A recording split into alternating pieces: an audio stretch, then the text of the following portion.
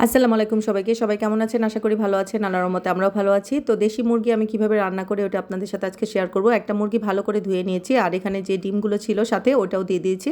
আর এখানে বেশ খানিক পেঁয়াজ দিয়েছি আর এখানে লবণ দিয়ে দিচ্ছি। আমি একবারে বসিয়ে দিব, যার কারণে আমি সব মশলা একবারে দিয়ে দিচ্ছি। এখানে হলুদের গুঁড়া দিয়েছি, তারপরে মরিচের গুঁড়া, তারপরে হচ্ছে গিয়ে ধনিয়ার গুঁড়া, ধনিয়া একটু বেশি পরিমাণে দিতে হবে।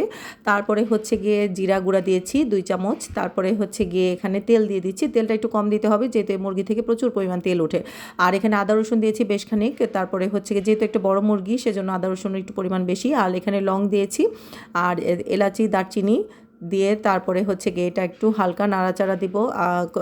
নাড়াচাড়া দিয়ে আমি হাত দিয়ে মাখালাম না, কারণ হচ্ছে গিয়ে এখানে যেহেতু মরিচ দিয়েছি। হালকা একটু নাড়াচাড়া দিয়ে তারপরে একটু বসিয়ে দিব। বসানোর পরে যখন একটুখানি জাল হবে তখন দেখা যাবে যে এটা পুরো এমনি মিক্স হয়ে যাবে। তারপরে এখানে যখন তেল উঠে যাবে, তেল ওঠার পরে হচ্ছে গিয়ে আমি পানি দিয়ে দিব। এই মুরগিটা সিদ্ধ হতে অনেক সময় লাগে। আমি প্রেশার কুকারে দিতে পারতাম, কিন্তু আমি এভাবে সিদ্ধ করি কারণ হচ্ছে গিয়ে পুরো ঝোলটা ভিতরে ঢোকে, যার কারণে খেতেও খুব মজা হয়।